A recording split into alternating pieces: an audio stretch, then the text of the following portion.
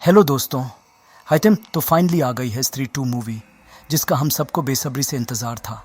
Maddock universe अब तक सभी फिल्मों के पार्ट 1 में मेन कैरेक्टर्स को हमसे इंट्रोड्यूस करवाया, और अब वो सेकंड स्टेज में आ चुकी है, जहां पार्ट 2 में उन सभी कैरेक्टर्स के आपस के रिलेशन को बताया जाएगा, और साथ ही सभी मेन विलन्स का भी धीरे धीरे इंट्रोडक्शन होगा। अगर आपने अभी तक स्त्री 1 फिल्म के एक्सप्लेनेशन को नहीं देखा है तो उसे पहले देख लीजिए, या फिर इस एक्सप्लेनेशन के बाद ज़रूर देख लीजिएगा। मैंने उस एक्सप्लेनेशन में बहुत कुछ डिटेल में समझाया है, जो आने वाले मूवीज़ के एक्सप्लेनेशन को समझने में आपकी हेल्प करेगा। स्त्री 1 फिल्म के एक्सप्लेनेशन का लिंक आपको डिस्क्रिप्शन बॉक्स में मिल जाएगा।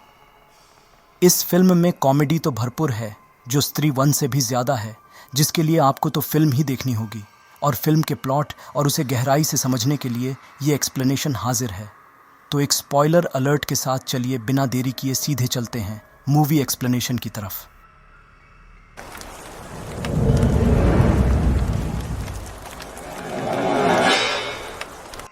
फिल्म की शुरुआत वहीं से होती है जहां स्त्री 1 में हमने उस कहानी को छोड़ा था, जब हमने देखा था कि स्त्री मरी या ख़त्म नहीं हुई थी और वापस आ गई थी, और ओ स्त्री कल आना के जगह पर ओ स्त्री रक्षा करना देखती है और वापस चली जाती है। उसे वो सम्मान मिल गया था जो वो चाहती थी, जिस कारण वो एक संतुष्टि के साथ चंदेरी शहर से हमेशा हमेशा के लिए चली गई थी। लेकिन उसके जाते ही हम दूर जंगल में एक पत्थर के ढांचे के अंदर से किसी को बाहर निकलते हुए देखते हैं, और सीन यहीं कट हो जाती है। दूसरे सीन में हमें चंदेरी शहर दिखाया जाता है, जहां हम एक लड़की को देख पाते हैं जो रात के वक्त अपने घर से बाहर जाकर सिगरेट पी रही थी और मोबाइल पर चैट कर रही थी। तभी उसे वहां एक इंसान जैसा कोई खड़ा हुआ दिखता है, जिसका सर नहीं था।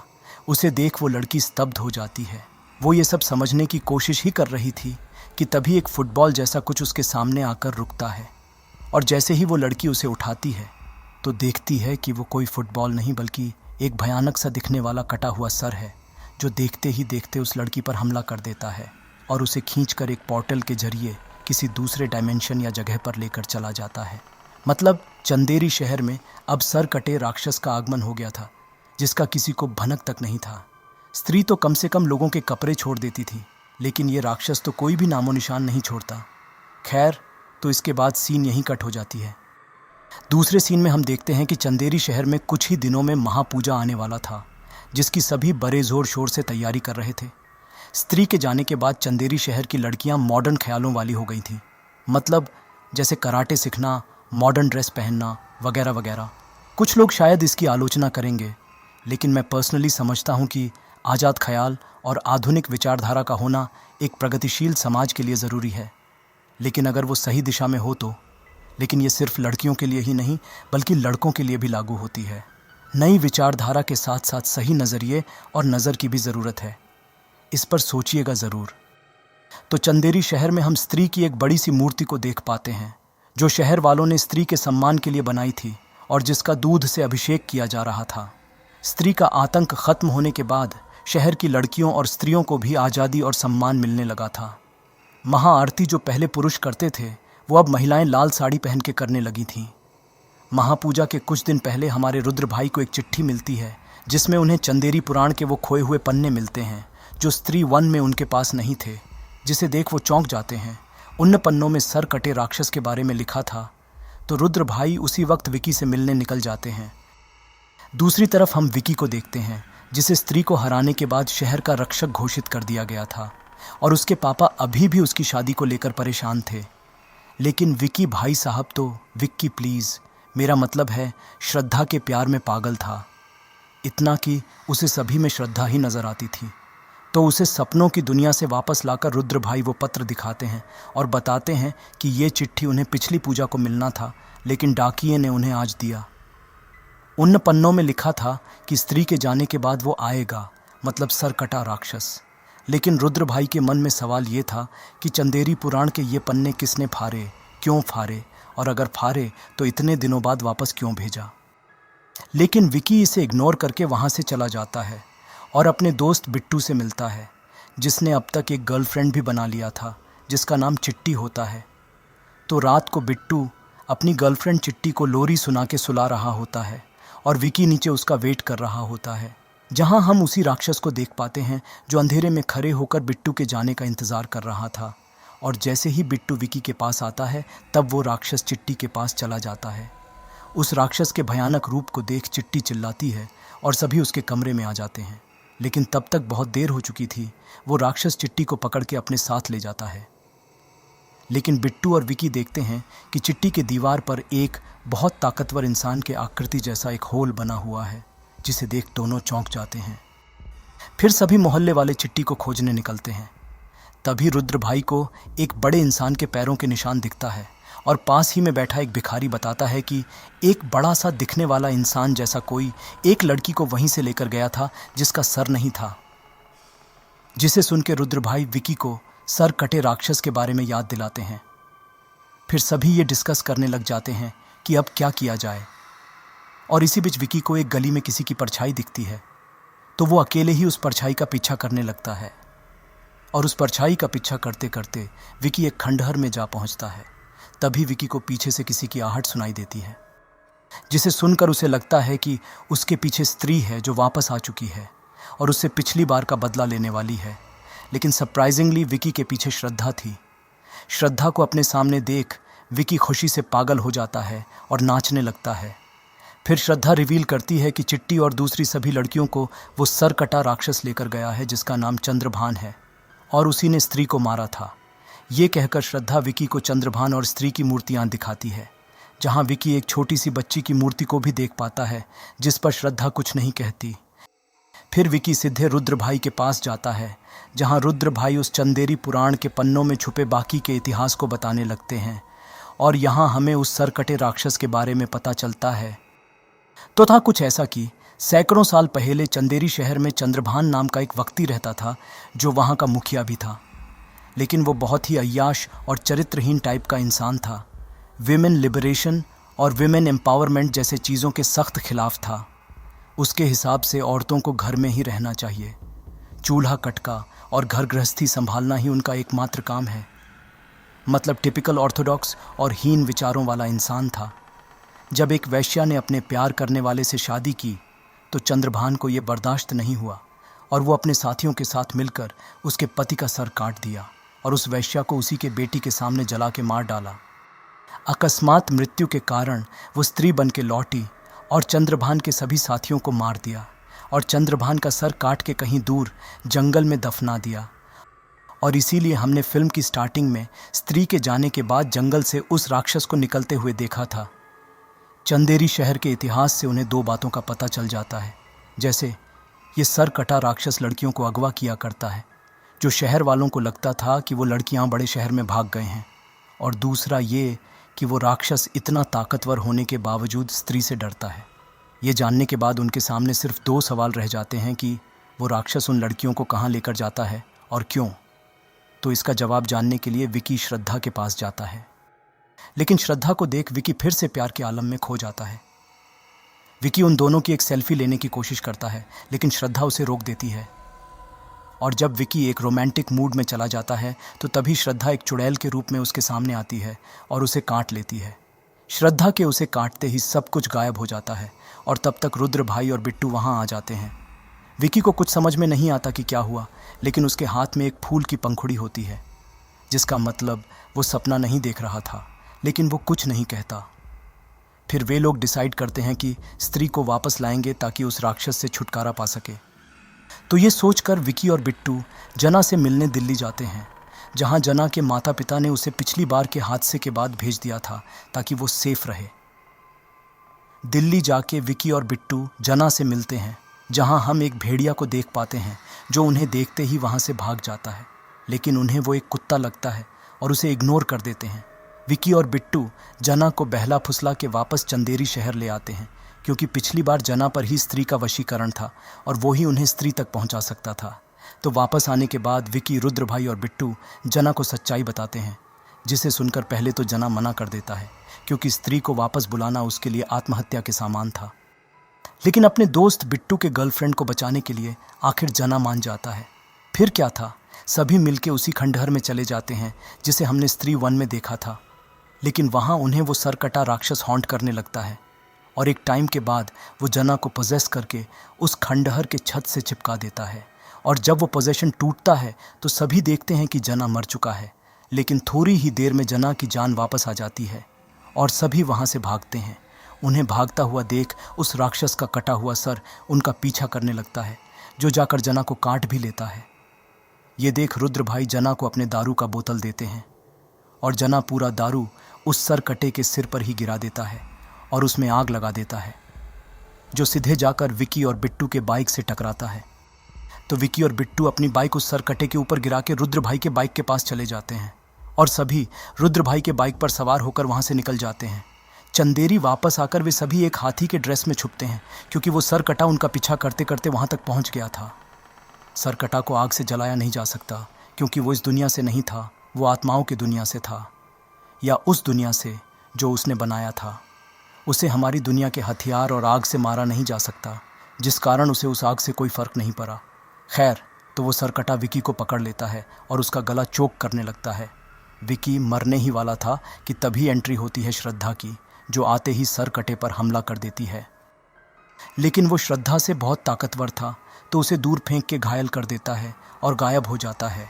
और जैसे ही सभी श्रद्धा को संभालते हैं तो वो सरकटा स्त्री के बड़े स्टैच्यू को उन पर गिरा देता है, जिससे वे लोग किसी तरह बच जाते हैं।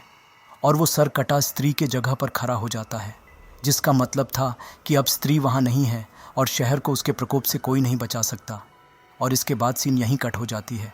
दूसरे सीन में हम उन सभी को डिस्कशन करते हुए देखते हैं, जहाँ सभी श्रद्धा को उनकी जान बचाने के लिए थैंक्स बोलते हैं और पूछते हैं कि वो इतने दिनों तक कहाँ थी और कैसे वो उस सरकटे को हरा पाए।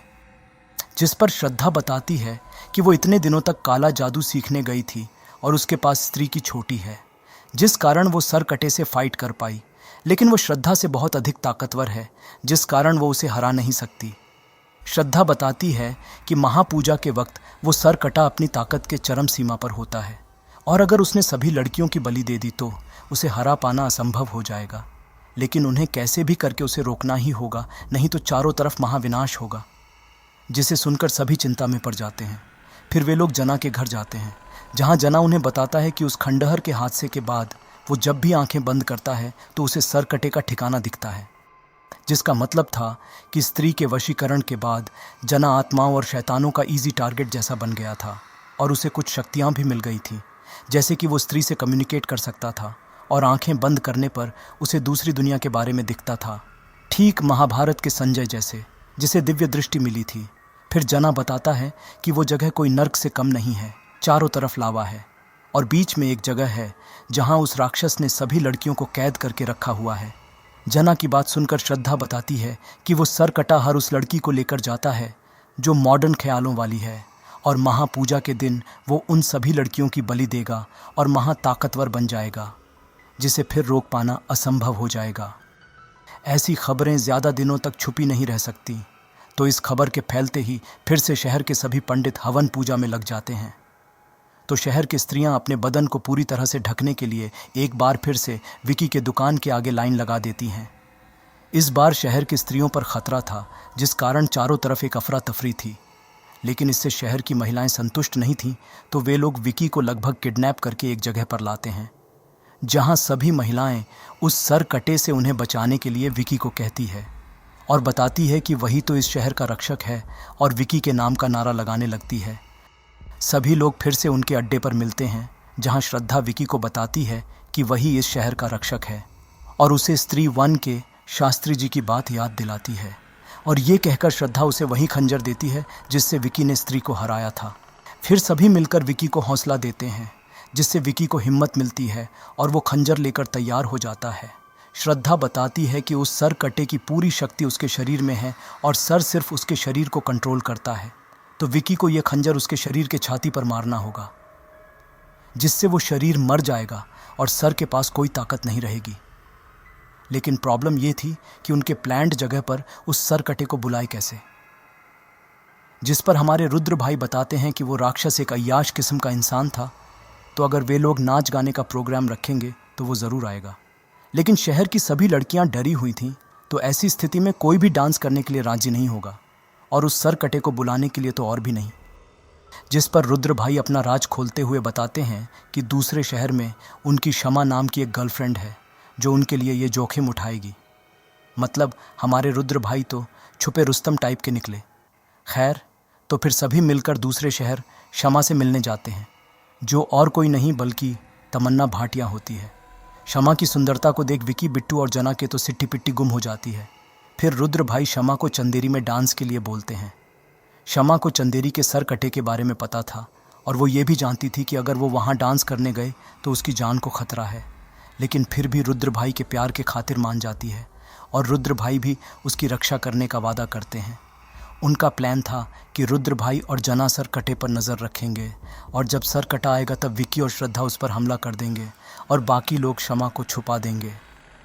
फिर डांस का प्रोग्राम शुरू होता है जहाँ सभी शहर वाले जमा होते हैं और देखते ही देखते वहाँ सर कटा आ जाता है। सर कटे को देख सब लोग तुरंत शमा को छुपा देते हैं और विकी हमला करने जाता है, लेकिन तभी वो सर सामने आता है और अपनी आंखों से एक तेज़ रोशनी चारों तरफ बिखेर के सभी लोगों को अपने वशीकरण में ले लेता है। लेकिन उस वशीकरण का असर विकी पर नहीं होता, जिसका मतलब है कि विकी में ज़रूर कोई ना कोई छुपी हुई शक्ति है जिसके बारे में अभी किसी को नहीं पता। लेकिन उस तेज़ रोशनी के कारण विकी कुछ देख नहीं पा रहा था और हम देख पाते हैं कि सभी शहर वाले उस सर कटे के वशीकरण में होने के कारण उसके और शमा के बीच से हट जाते हैं और वो शमा को पकड़ के अपने साथ ले जाता है। रुद्र भाई और जना छुपे हुए थे, जिस कारण वे दोनों उस वशीकरण से बच गए थे। दूसरे दिन हम देख पाते हैं कि उस सर कटे का वशीकरण सभी लोगों पर अभी भी है, जो सभी लड़कियों की आज़ादी, पढ़ाई लिखाई और बाकी सब कुछ बंद करा देते हैं, जैसा चंद्रभान चाहता था, और पूरे शहर से ओ स्त्री रक्षा करना लिखा हुआ भी मिटा देते हैं। इसके बाद जब विकी श्रद्धा से मिलता है तो उसे सारी बात बताता है। जब विकी उस सर कटे से अकेले फाइट कर रहा था, उस वक्त श्रद्धा के वहाँ ना होने के कारण नाराज़ भी होता है। विकी कहता है कि अगर श्रद्धा वहाँ होती तो वे दोनों मिलकर उस राक्षस को हरा सकते थे, जिस पर श्रद्धा बोलती है कि उसने सोचा था कि जब वे सभी मिलकर उस सर कटे का सामना कर रहे होंगे तो उस वक्त श्रद्धा उस सर कटे के ठिकाने पर जाकर सभी लड़कियों को छुड़ा लाएगी, लेकिन वो उस दुनिया में जा ही नहीं पाई। फिर विकी बोलता है कि श्रद्धा तो उसके बारे में सब कुछ जानती है, लेकिन विकी उसके बारे में कुछ नहीं जानता, और ये कहते हुए विकी फिर से नाराज़ हो जाता है। यहाँ हमें प्यार का एक और रंग देखने को मिलता है। हमें उससे ही अधिक गुस्सा होने का हक होता है जिसे हम सबसे ज़्यादा प्यार करते हैं। तो श्रद्धा बताती है कि वो भी विकी को चाहती है, लेकिन जिस दिन उसने अपनी सच्चाई विकी को बता दी उस दिन उनका रिश्ता ख़त्म हो जाएगा, क्योंकि उनका ये रिश्ता समय से परे है। ये जानकर कि श्रद्धा भी उससे प्यार करती है, विकी खुश हो जाता है।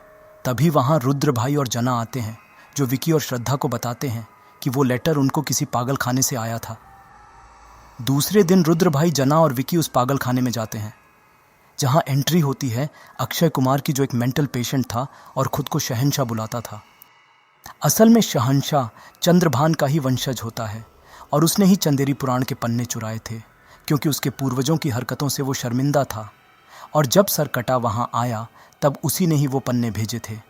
इस बात के पीछे एक गहरा राज है जो मैं आपको बाद में बताऊंगा कि क्यों उसने पहले तो वो पन्ने चुराए और फिर बाद में उसे भेज दिया, जबकि उसे पहले से ही पता था कि स्त्री के जाने के बाद सर कटा आएगा। तो काफ़ी बातचीत करने के बाद शहंशाह आखिर बताता है कि सर कटे के जगह पर ना तो इंसान जा सकता है और ना ही जानवर, ना तो नर और ना ही मादा, वहाँ सिर्फ वही जा सकता है जो हो आधा आधा। जिसे सुनकर उन्हें तो कुछ समझ में नहीं आता, लेकिन श्रद्धा बताती है कि इस कविता का मतलब है कि वहाँ किन्नर या ऐसा कोई जा सकता है जिसमें दो व्यक्तित्व हों। फिर श्रद्धा बताती है कि वहाँ जाने से पहले विकी को सर कटे के सर को एक वार में काटने की प्रैक्टिस करनी होगी, क्योंकि शरीर के सीने पर उस दिव्य खंजर से वार करने पर वो तो ख़त्म हो जाएगा, लेकिन सर नहीं, क्योंकि उसका शरीर बहुत ताकतवर है लेकिन उसका सर नहीं। और अगर वे लोग उसके सर को ख़त्म कर सकें तो शरीर किसी काम का नहीं रहेगा, क्योंकि उसे कंट्रोल करने वाला वो सर तो ख़त्म हो चुका होगा, और फिर उनके लिए शरीर को ख़त्म कर पाना बहुत मुश्किल नहीं होगा। लेकिन प्रॉब्लम ये थी कि आज ही की रात महापूजा की रात थी और उनके पास ज़्यादा वक्त नहीं बचा था। तो शुरू होती है विकी के एक वार से तरबूज को काटने की प्रैक्टिस। दूसरी तरफ हम लोगों को देखते हैं जो अभी भी उस सर कटे के वश में थे। वे लोग सभी महिलाओं को घर में बंद करके खुद ही महापूजा करने निकल जाते हैं। तब तक शाम हो चुकी थी और विकी की ट्रेनिंग भी पूरी हो चुकी थी। फिर विकी एक योद्धा का ड्रेस पहन लेता है और सभी मिलकर उस खंडहर में चले जाते हैं जहाँ से वे लोग सरकटे के ठिकाने में जा सकते थे। तभी बिट्टू वहाँ आ जाता है जो उनका ही पीछा कर रहा था। बिट्टू अभी भी सरकटे के वश में था और सभी को उस दुनिया में जाने से रोकने की कोशिश करने लगता है। तो सभी मिलकर उसे रस्सी से बांध देते हैं। फिर जना उसके किसी प्लान बी के बारे में बताने की कोशिश करता है, लेकिन सभी उसे इग्नोर कर देते हैं। जना का ये प्लान बी था तो ज़बरदस्त, जो हमें बहुत जल्द पता लगने वाला था। फिर श्रद्धा बताती है कि वो और विकी एक होकर वहाँ जाएंगे और ये कहते हुए वो कुछ मंत्र बोलती है और देखते ही देखते श्रद्धा विकी में समा जाती है, जिसे देख सभी चौंक जाते हैं और वे दोनों उस दीवार के आर पार जाके सीधे सरकटे की दुनिया में पहुँच जाते हैं। और बाहर जना रुद्र भाई को वहाँ होने वाली सभी घटनाएं बताने लगता है, महाभारत के संजय की तरह। और ये दिव्य दृष्टि वाला पावर अब जना एंजॉय भी करने लगा था। मतलब उसके लिए ये पावर अब श्राप नहीं बल्कि एक वरदान जैसा बन गया था। खैर, तो वहाँ श्रद्धा विकी को एक सच्चाई बताती है कि सरकटे को असल में स्त्री की बलि चाहिए, और अब जब उसके पास स्त्री की छोटी है तो सरकटे के लिए वही स्त्री है, तो वो अपना सैक्रिफाइस देगी और इसी बीच विकी लड़कियों को वहाँ से निकाल ले जाएगा। जो जाहिर सी बात थी कि विकी नहीं मानता। विकी बोलता है कि पहले वे दोनों मिलके उस सरकटे को मार देंगे, फिर सभी लड़कियों को बचाएंगे। जिस पर श्रद्धा बोलती है कि वो सरकटा बहुत ताकतवर है, जिसे वे दोनों मिलकर भी हरा नहीं सकते। विकी को अपने प्यार और इतनी सारी लड़कियों के जान में से किसी एक का बलिदान देना था। ये देख विकी एक कश्मकश में पड़ जाता है। एक तरफ है उसका प्यार और दूसरी तरफ है उसका फ़र्ज़। और श्रद्धा के विकी प्लीज़ बोलने पर ना चाहते हुए भी विकी लड़कियों को बचाने चला जाता है। दूसरी तरफ ये सारी घटनाएं जना रुद्र भाई को बता रहा होता है। विकी वहां जाकर सभी लड़कियों को जगाने की कोशिश करने लगता है और तभी उस सरकटे का सर श्रद्धा पर हमला करके उसके अंदर से उसकी आत्मा खींचने लगता है और साथ ही बाकी लड़कियों के अंदर से भी उनकी आत्मा निकलने लगती है। ये देख विकी बहुत गुस्सा हो जाता है और सीधे जाकर उस खंजर से एक ही वार में उस सरकटे के सर को 2 हिस्सों में काट डालता है और श्रद्धा को बचा लेता है। लेकिन सरप्राइजिंगली वो 2 कटे हुए भाग अपने आप 2 सर बन जाते हैं। श्रद्धा और विकी जितने बार भी उस सर को काट रहे थे वो तादाद में उतने ही बनते जा रहे थे। फिर एक समय ऐसा आया जब सभी सर उन्हें घेर लेते हैं और तभी श्रद्धा को चंद्रभान की वो तलवार दिखती है जो एक पत्थर में ढसा हुआ था, और इसी तलवार से स्त्री ने चंद्रभान का सर काटा था। तो विकी जाकर उस तलवार को निकालने की कोशिश करता है, लेकिन वो नहीं निकलता। तो श्रद्धा बोलती है कि वो तलवार ऐसे नहीं निकलेगा, उसे अपने प्यार की ताकत से निकालो। लेकिन उस सिचुएशन में फीलिंग्स का आना मुश्किल था और इतने देर में वो सभी सर उन पर हमला करके उन पर हावी हो जाते हैं और एक सर श्रद्धा को पकड़ के फिर से उसकी आत्मा खींचने लगता है।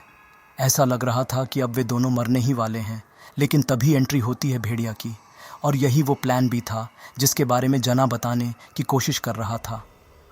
तो भेड़िया आकर सरकटे पर हमला कर देता है और उन्हें फोड़ कर एक एक करके उन्हें ख़त्म करने लगता है, जिसे देख सरकटा अपने शरीर को वहाँ बुला लेता है और सभी सर उस शरीर में समा जाते हैं और उसका सर धड़ से जुड़ जाता है और वो सरकटा अपने विशाल और विकट रूप में उनके सामने आता है। फिर शुरू होती है एक घमासान युद्ध। एक तरफ थे श्रद्धा, विकी और भेड़िया और दूसरी तरफ वो राक्षस, लेकिन फिर भी वो अकेले ही उन सभी पर भारी पड़ता है। भेड़िया उस पर हमला कर देता है, लेकिन वो सरकटा भेड़िया को एक ही वार से बेहोश कर देता है और भास्कर अपने इंसानी रूप में आ जाता है। फिर श्रद्धा उसे स्त्री की छोटी से पकड़ लेती है और विकी इस मौके का फ़ायदा उठाकर वो खंजर उसके सीने पर मारता है, लेकिन उस खंजर से उसे खरोंच तक नहीं आती और वो सरकटा विकी को भी एक ही वार से बहुत दूर फेंक देता है और श्रद्धा को पकड़ के उस स्त्री की छोटी को उससे अलग कर देता है। वो श्रद्धा को मारने ही वाला था, लेकिन श्रद्धा माँ कह के चिल्लाती है और तभी वहाँ स्त्री आ जाती है और फिर स्त्री और उस राक्षस में महासंग्राम शुरू होती है। स्त्री उसे पटक पटक के मारने लगती है, लेकिन ख़त्म नहीं कर पाती, क्योंकि उस राक्षस को ख़त्म करने के लिए स्त्री को वही तलवार चाहिए थी जिससे उसने चंद्रभान के सर को काटा था, लेकिन वो राक्षस उसे तलवार तक जाने ही नहीं दे रहा था। ये देख विकी जाकर अपने प्यार की ताकत से उस तलवार को उस पत्थर से निकाल लेता है और उसे स्त्री को दे देता है। तब तक भास्कर को भी होश आ गया था और वो फिर से भेड़िया का रूप धारण कर लेता है और फिर उस राक्षस के सामने सभी एक साथ खड़े होते हैं। मतलब भेड़िया, श्रद्धा, विकी और स्त्री। दूसरी तरफ हम शहर की सभी महिलाओं को देख पाते हैं जो तब तक अपने घर का ताला तोड़कर और लाल साड़ी पहनकर महापूजा के लिए मंदिर की तरफ निकल जाते हैं। उधर स्त्री के हाथ में वो तलवार देख वो राक्षस डर जाता है और उस पर हमला कर देता है, लेकिन स्त्री उस तलवार से उसे घायल कर देती है और उसके शरीर को घसीटकर लावा में फेंक देती है और उसके सर को एक ही वार से उसके 2 टुकड़े करके उसे भी लावा में फेंक देती है। और एक राक्षस, एक शैतान का अंत हो जाता है और उसके ख़त्म होते ही बिट्टू के साथ साथ बाकी सभी मर्द सर कटे के वशीकरण से आज़ाद हो जाते हैं। तब तक महिलाएं भी मंदिर पहुंच चुकी थीं और सब लोग मिलकर महापूजा आरंभ कर देते हैं। उधर स्त्री पलटकर श्रद्धा पर हमला करने जाती है, लेकिन उसे श्रद्धा की आंखों में प्यार दिखता है, जिस कारण वो उसे कुछ नहीं करती और वहाँ से चली जाती है। फिर श्रद्धा और विकी सभी लड़कियों को वहाँ से लेकर वापस शहर में आ जाते हैं और भेड़िया भी जंगल में चला जाता है अपने नए कहानी की तरफ। फिर मूवी वापस वहीं आ जाती है जहाँ स्त्री 1 में विकी और श्रद्धा जुदा हुए थे, लेकिन इस बार अलग था। श्रद्धा आखिर विकी को अपनी सच्चाई बताती है। श्रद्धा बताती है कि वही स्त्री की बेटी है जिसके सामने उसकी माँ को जला के मार दिया गया था। मतलब श्रद्धा की उम्र सैकड़ों साल की है। श्रद्धा ये भी रिवील करती है कि वो एक चुड़ैल है और वो इस शहर में स्त्री को मुक्ति और उस राक्षस का अंत करने आई थी, जो विकी की मदद के बिना संभव ही नहीं था। श्रद्धा बोलती है कि वो हमेशा विकी के साथ उसके पास रहेगी और जब भी वो उसे पुकारेगा वो ज़रूर आएगी। और आखिर में श्रद्धा अपना असली नाम विकी को बताती है, जो हमें नहीं बताया जाता, और श्रद्धा वहाँ से गायब हो जाती है। श्रद्धा के जाने के बाद हम विकी के हाथ में उसी फूल की पंखुड़ी को देख पाते हैं, जो देखते ही देखते विक्की में समा जाती है, जिसका मतलब ये हो सकता है कि या तो श्रद्धा कहीं नहीं गई और विकी में ही समा गई है, जो हमेशा उसके साथ रहेगी, या फिर उसने विकी को एक सुरक्षा कवच टाइप का पहना दिया है, जिससे विकी को और भी ताकत मिलेगी और उसकी रक्षा भी करेगी। फिर पोस्ट क्रेडिट सीन में हम शहंशाह को देखते हैं, जिसके पास एक कलश लुढ़कता हुआ आता है जिसमें लावा था। मतलब उस सरकटे के ठिकाने का लावा जिसमें स्त्री ने सरकटे को भस्म कर दिया था, जिसका मतलब था कि उस लावा में सरकटे की ताकत समाई हुई है। उस कलश के लावा को शहंशाह पी जाता है और उसे अपार शक्ति मिल जाती है और सीन यहीं कट हो जाती है। असल में शहंशाह पागल नहीं था, वो सिर्फ पागल बनने का नाटक कर रहा था। शर्मिंदा होना उसका एक छलावा था। असल में उसने जानबूझकर वो पन्ने चुराए थे, क्योंकि अगर लोगों को पता चल जाता कि स्त्री के जाने के बाद सर कटा आएगा तो वे कभी भी स्त्री को वहाँ से नहीं भगाएंगे और उसका सर कटे का अपार शक्ति पाने का सपना कभी भी पूरा नहीं होगा। और 2025 में भेड़िया 2 रिलीज़ होंगी, जिसके बाद हम बाकी फिल्मों के पार्ट 2 को भी देख पाएंगे, जिसमें हम स्त्री, भेड़िया, रूही और मुंजिया के और भी कई रिलेशंस और कैरेक्टर्स को भी देख पाएंगे। और जैसा मैंने कहा था, सभी मूवीज़ के पार्ट 2 में कैरेक्टर्स का सेटअप किया जा रहा है, जिसके बाद शायद एक नई सीरीज़ की शुरुआत होगी अवेंजर्स की तरह, जो इन मूवीज़ के पैरेलल चलेगी। भेड़िया 2 में हम जना के उन दिनों को देख पाएंगे जब स्त्री को हराने के बाद उसके माता पिता ने उसे दिल्ली भेज दिया था और वहाँ जना की मुलाकात भास्कर से होगी। और ट्रेलर को देख के हम समझ पाते हैं कि उस मूवी में एक वैम्पायर का इंट्रोडक्शन होगा। मतलब मैडक यूनिवर्स में अब वैम्पायर्स की भी एंट्री हो जाएगी और पोस्ट क्रेडिट सीन में शायद मुंजिया और स्त्री की भी एंट्री होगी। तो अगर हम अभी तक के फिल्मों के बिना पर एक लिस्ट बनाएं तो लिस्ट कुछ ऐसा बनता है। एक तरफ है भेड़िया, श्रद्धा, विकी और जना, और दूसरी तरफ है शहंशाह, मुंजिया, वैम्पायर और रूही, और बाकी के कैरेक्टर्स इन 2 ग्रुप्स के सपोर्ट में होंगे। मतलब हॉलीवुड ही नहीं बल्कि हमारे बॉलीवुड में भी एक यूनिवर्स तैयार हो जाएगा, जिसमें शायद कुछ और नए कैरेक्टर्स का भी इंट्रोडक्शन होगा। दोस्तों, अगर आपको ये एक्सप्लेनेशन अच्छी लगी हो तो इसे लाइक कर देना, और अभी तक सब्सक्राइब नहीं किए हो तो सब्सक्राइब भी कर देना। इसी के साथ ये मूवी यहीं समाप्त हो जाती है। तो चलिए मिलते हैं दूसरी मूवी एक्सप्लेनेशन में।